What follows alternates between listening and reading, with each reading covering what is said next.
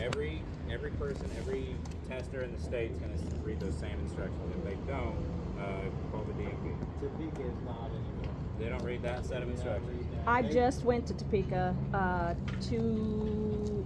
not even 2 months ago, when they read that to me. Yeah, I had 2 drivers go through, and they walk you outside and say, we'll start the test.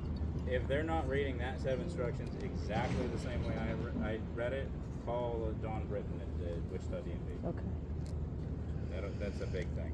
So every test is going to start with the external light operations check. What that means is your driver is going to be in the driver's seat and they're going to check the lights, and your examiner is going to be outside, just giving you a thumbs up or a thumbs down or saying that the light works. Okay? Can I have one volunteer to help me with that? Go ahead. Go ahead, put the bus in run, and then I'll tell you what light to inspect as we go through. Okay? Okay. Go ahead and turn your headlights on. Okay. So the way I read it off my sheet, because it's the same way it's on the test form, is we do the turn signals first. It doesn't matter the order in which they do it. Somebody could say headlight and then brake light and then the front left turn signal and then the back left turn signal. I'd be upset about it, but I'd still give them credit. So we're going to do left turn signal. That looks good. Let's do right turn signal. That looks good. You said your headlights. Now I tell all my people, when they say headlights and clearance lights. It's all one word. There's no separation, okay? Headlights and clearance lights, because they come on at the same time. So headlights and clearance lights. Go ahead and turn your high beams on. High beams. And then we'll do the four-ways or the hazards. Probably on top of the steering wheel. It's on the column. It's on the column. It's on the column. There you There we go. And then your hazard. So those are all the standard lights. Now on a school bus, we've got 3 additional lights we've got to do.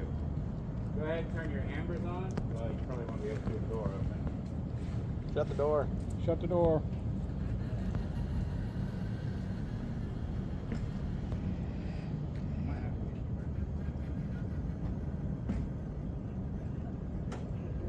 In my experience, that part confuses people to no end. If you get out of the bus at a CDL test and you use that emergency button, make sure that your candidate knows that they need to flip it and close the door before they start the test. Because I've spent 5 minutes with people a lot of the time when I can't help them with that.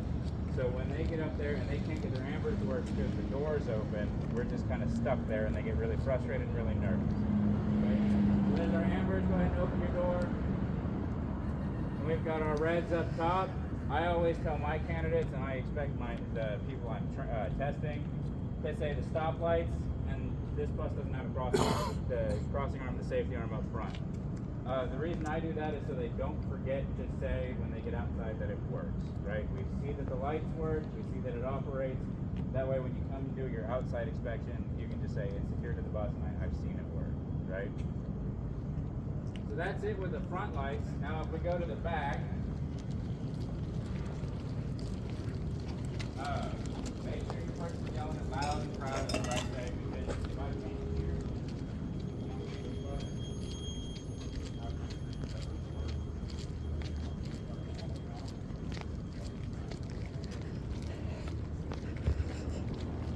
So the back's pretty much the same. We do tail lights and clearance lights. She's got her brake lights on too, so that works too. But tail lights and clearance lights, all one word. You got to get the clearance lights in the back as well as the front. You got your brake lights, left turn signal, right turn signal, your hazards, the ambers, and then the reds. The last one we have to do on the back is the strobe light. Now every bus in the state of Kansas should have a strobe light if it was manufactured after 2007. State law. They should turn their strobe light on, and then I walk about 300 feet away to see if I can see it. You're not required to do your reverse lights because I'm not going to stand behind the bus while somebody puts it in reverse. So reverse lights is not on my test. When do you look at side clearance lights when you're doing the front? It said in the book about make sure. Yeah, it's all the lights. If somebody's up front and I'm looking up front, they say clearance lights, I'm going to give them the credit for it. We'll inspect the side clearance lights separately on the way out. That's just for the lens. So the operation of the clearance lights, we're inspecting it on the front. So when you're testing testing, are you telling them what lights to do, or are They'll they telling you what they're They'll tell doing? me what light. They're I can't telling tell you them what they're anything. doing. Okay, they're telling Go ahead, sir. When we tested First Student in Wichita, they make us do reverse lights. I can talk to him about that. Okay. But I'm going to tell you right now it's not on the test form. Okay. I can't tell you much about the test form. That is not on the test form. Any other questions about the external light operations check?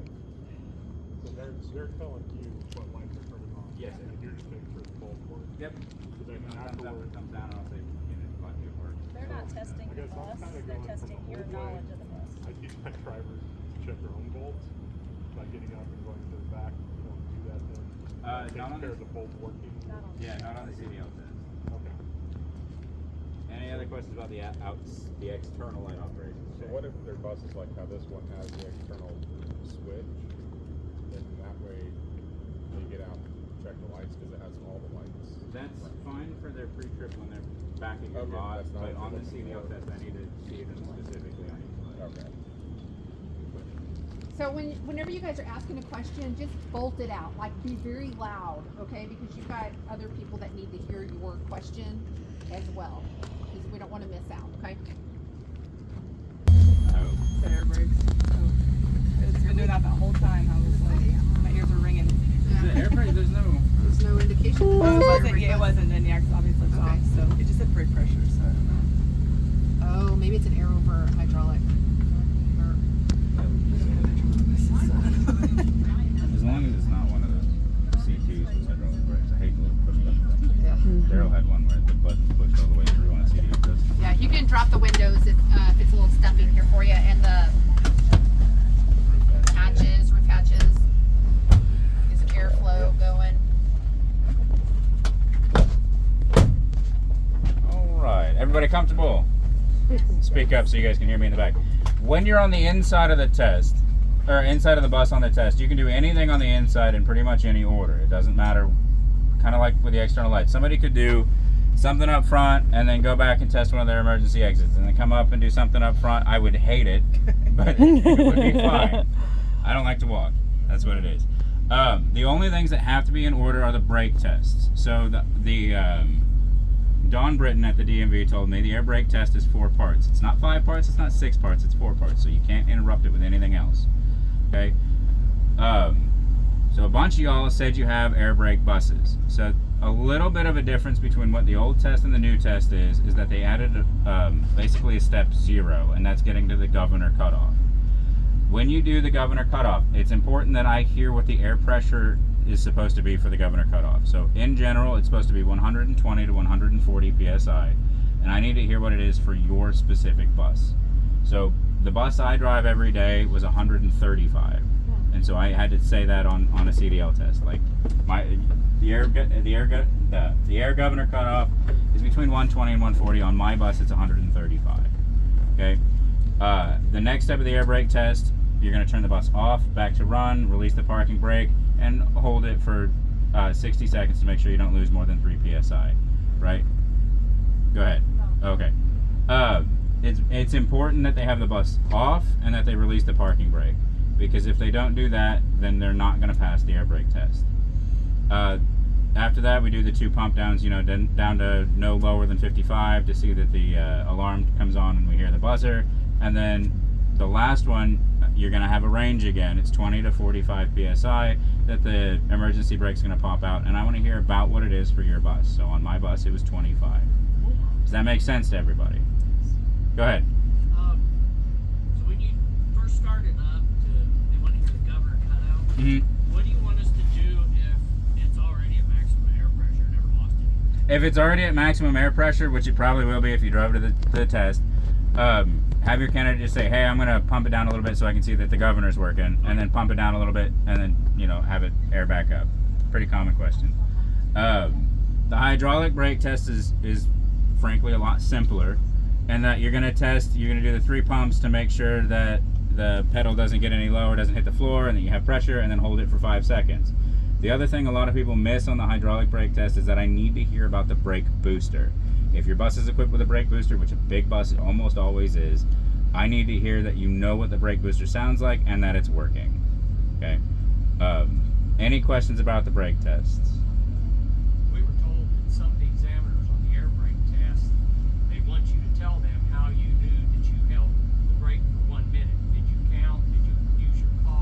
That's a good question. Thank you for reminding me of that.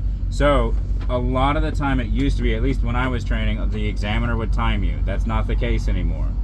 Now, it is acceptable, according to the state, that is the only acceptable time to bring your cell phone out and look at the time, if you've got a timer. That's the only thing you can look at, but you can look at the time. Okay, same thing, like this bus has a tablet for the inspection. I've seen people click that on to look at the time, and that's it. Or you can count. What matters is I'm going to be counting as the examiner, and if my 60 seconds isn't close to your 60 seconds, then it doesn't count. Does that make sense? But yeah, you are expected now to time yourself, generally with either a timer on your cell phone or with your watch. Okay? It's a good question. Go ahead. Is that brake booster, is that the motor you hear when you push the Yeah, pedal down? it's that loud grinding noise. Does that need to be while it's running or when it's off? Whatever your bus manufacturer specifies. So, kind of the same thing with the air pressure levels. It's going to be whatever your specific bus is supposed to do. Can you repeat his question because it wasn't very loud? He asked if the brake booster was supposed to be checked with the bus off or the bus running, and that's gonna depend on what your bus manufacturer wants you to do. Same thing with the air pressure lights. So some buses are gonna have that alarm come on right at 55. Some of them are gonna be like 85. It's whatever your bus manufacturer specifies for the brake check. Do they need to tell you what the bus is supposed to do? Yes, especially with the air pressure. I want to know what your bus is supposed to be, because if your bus is supposed to be at 80 and it's clicking off at 55, there's a problem. Like with the brake booster though. With the They brake need to booster, tell you my bus needs to be running or my bus needs to be I would like to hear it. If they just say, hey, the brake booster's engaging like it's supposed to be, that would be okay as well. Just for the record, I'm not aware of any bus that the brake booster would run while the engine is on, unless it's malfunctioning. Yeah. So it would almost always be a test off with the engine on. Like I said earlier, you can do the in-vehicle stuff anytime as long as you don't step foot off the vehicle. I'm going to encourage you to have them do the brake test first. So I've had some people just flat out forget to do the brake test. And I've had people get all the way through the inside. We spent, half an hour on the pre-trip, and then they messed up on the air brake check. And I don't like to waste my time, and I definitely don't want to waste their time. Other than that, the air brake check and the hydraulic brake check are separate from the service brake and parking brake check. So those don't have to be done at the same time, and they aren't an auto fail. Does that make sense? Okay. Does everybody know what I mean when I say the parking brake check and the service brake check? You pull forward and then your tug test. Is there anybody that doesn't understand that just a little bit and needs more clarification on that? All right. Okay. Going down through my list, so I've got the checkoff list that we saw from the state website. I made some little notes. So air, I just wrote what the 4 steps are. Same thing with the hydraulic. If we move down, we've got our service brake check and our parking brake check. The next is the lighting indicators. So this is another one I see a lot of people mess up on. When you're doing your external light operations check, you're not looking at the dash for the indicators because I'm not inside the bus. When I come inside the bus, you're going to redo your light check to show me that they're working on the inside as well. So you've got your left turn signal, your right turn signal, your four-way, and your four-ways or your hazards, and your high beams on the inside. I want to make sure that all those lights are working on the dash. I'm also looking to make sure that your ABS and DEF lights work. So I need to see, when you first start the bus, you can mention it. So you turn the bus off, you turn it back to run, your ABS light and your DEF quality light or the DEF warning light should come on and then go off, indicating that the light's working and that the system's working. Okay? Those ones, you can just mention that as you turn it on for the governor cutoff. That's fine too. The DEF light that I'm looking for is not the DEF tank. I don't care about the DEF tank. I don't care how much DEF you have. I'm just looking for the DEF warning indicator. Go ahead. Like this bus, for example, will it have the DEF warning light though, since these are gas If it's a gas bus, it won't have the DEF warning light. If you test in a gas bus, let me know. That way we can cross it off. Because that's what these are, yeah. Yeah. So if I was testing somebody in this bus, I would want them to tell me, because I'm not familiar with this bus.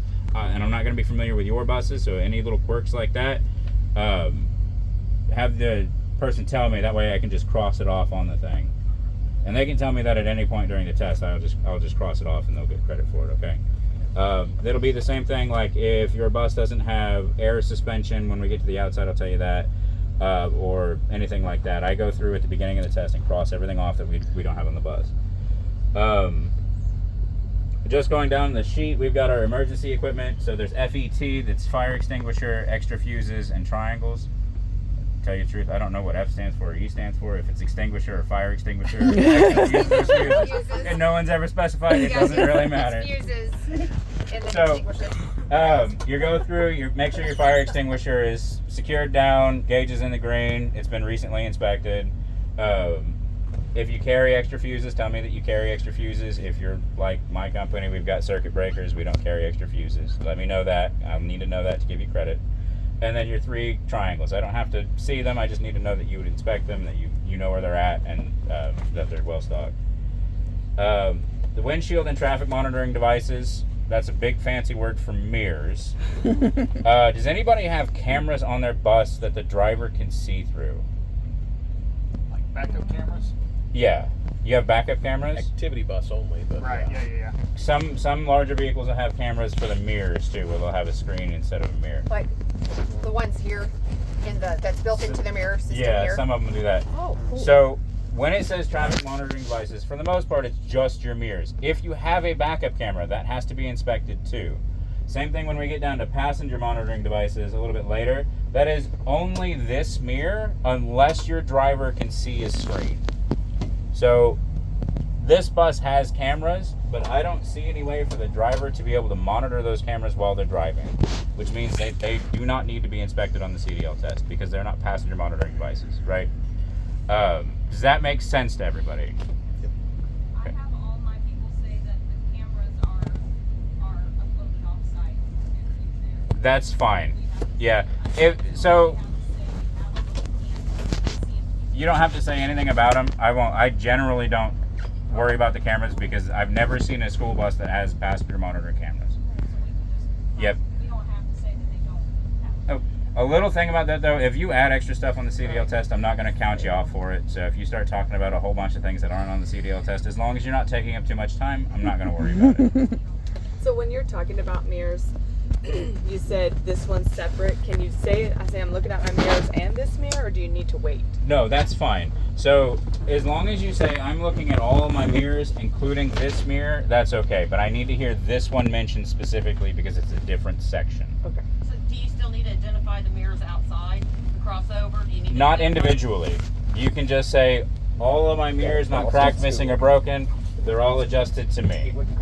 Okay? Same thing with this one. Not cracked, missing, or broken. It's secured and it's adjusted to me. Okay. Good questions. Is there still a time limit? The time limit at the DMV is a little bit more strict, especially in Wichita, than what it will be for a third party, because Wichita, they have so many people going through there. But yeah, there is still that hour-and-a-half time limit for the whole test. Wichita will break it up where you 30 minutes on the dot for your pre-trip though. So if you're taking a test at the Wichita DMV, you got to be nice and quick. Benefit of this new style test is I've not really ever had anybody that was going to pass that would have passed at like 35 or 40 minutes. Everybody's either going to pass in 20, 25 minutes, or they're not going to pass. Moving on down, we got wipers and washers. So activate your windshield wipers, and I need to see the fluid, okay? You can press the little button at the end of the thing and have them just go with the fluid, that's fine. Just as long as I see the fluid and then you tell me about it, okay? The heater and the defroster, with those two, I need to see the heater and the defroster. The easiest way that we found is to put it on the defrost with the foot setting. This is going to be another one of those little regional differences for sometimes because different examiners will have different auditors. So my auditor wants us to see that the foot pedal heater works because it's supposed to dry off your foot pedals when it's wet. Okay, I need to see that the heater's running, which means the bus has to be running because the heater core won't activate if the bus isn't running, basically. So heater and defroster, again, just put it on the defrost with the foot setting, reach up over the top of the hood, see that it's working up there, reach under the pedals, see that it's working there. Any questions about that stuff? Do you want the bus on, or do you want it on? Right now? Yeah. I just had it running because I didn't want to. We'll have to do the alarm. buttons I'd probably go to it. Is it one of the ones you have to have it all the way off? And you gotta have the door shut. You have to close your door, lock, push the button. Where's the door switch? You use your rinse. Yeah, it's one of them you have to hold. Wow, Wow. that's annoying. Yeah, I don't like this bus. Our horn honks if it doesn't. When you do that. You can turn it back to off now, Yeah, I was gonna and you say. can open the door. The headlights are on. Oh, yep. I'm gonna open the door I behind you. turned them off at that. Okay. Just start at the vehicle now. You wanna do it over there? I can't. Okay. Go ahead. Cool. Get some air going. Yeah. I like my bus better. Yeah. Last part on this first section up here, when you're looking at this sheet, is your horn. Go ahead. On the passenger heaters, do you need to run through all of those? Nope. It's just the driver, heater, and defrost. Yep. Last one on the in-vehicle engine start section on this part is going to be your horn. Now there's some special school bus and passenger items that we're going to have to talk about. So if we go to school bus and passenger only, we've got your passenger entry and lift. If you've got a lift, you don't have to activate the lift. You just have to tell me how you would inspect it. Okay. Please don't bring a wheelchair bus on a CDL test. Right. Go ahead. I said it's our only air brake bus. Oh. This Same. summer when we get our new 3 ones, so we started testing people on the wheelchair lift bus. Yeah, I mean, It was not fun. yeah.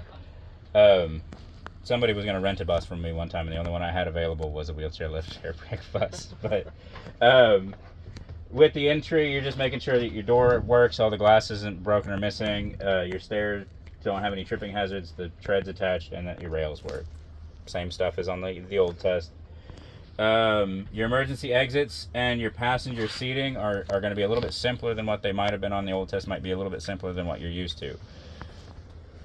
When you talk about the seats, you're going to inspect all the seats the same way, right? Which means you only need to inspect one seat.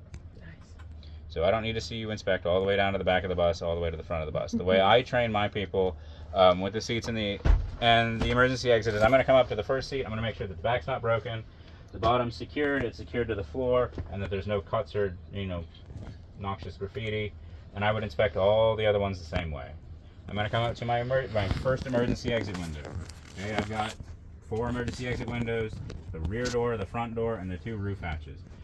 They've all got handles that I would lift up on and I'd push them out in an emergency. When I inspect it, I'm looking for that they're properly labeled, that when I pull up on the handle, the alarm sounds, it opens, closes securely, and the alarm goes off when I latch the handle. I would inspect all my emergency exits the same way. That's good enough. That makes sense? I would, I just don't want to because everybody's sitting in front of them. You only have to do 1 seat and 1 emergency exit. Which one's kind of up to you. Please don't do the roof hatches. Those reseated is. Yeah. Are there any questions? They do have to open the emergency windows though? At least, just 1 emergency exit. Okay. It could be the back door or the emergency exit window. Yeah. However far you want to walk. Have to do the back door and the window. Nope. So you don't do the emergency or the roof hatches? I don't do. No, I specifically tell people not to do the roof hatches because I don't want to spend the 20 minutes it's going to take to get reseated. Go ahead, sir. The officer actually made me do one of the roof hatches. Did they? Yeah. I'm going to tell you right now, if you have any problems with the CDL test or something like that, you can just call the state DMV down in Wichita and talk to them about it. When I was trained at the state DMV down in Wichita, it's just 1 exit. Because as long as you can explain that they're all the same and that they all test the same, then you just need to do the one and explain. I would do them all the other way. They did just have a bunch of the heat inspectors in Wichita about a month ago when I had somebody down there testing. They had 5 people on the bus with them. Nice. Because they were training inspectors. So. Good. Wow. And we talked about the passenger monitoring device. Again, that's just we call it the number 7 mirror, but your passenger mirror.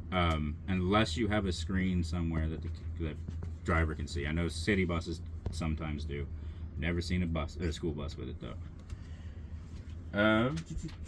On the school bus, the last thing on the inside is going to be the first aid and body fluid cleanup kits. I don't need to see you open them. You just tell me that they're secured to the bus, they're well stocked, and that they're sealed. Especially if they are sealed. That way you know that they're full. Does that make sense to everybody? All right. Any questions on the inside of the vehicle? Go ahead. So we don't have to walk the aisle and look under the seats and tell you that it's clear of debris?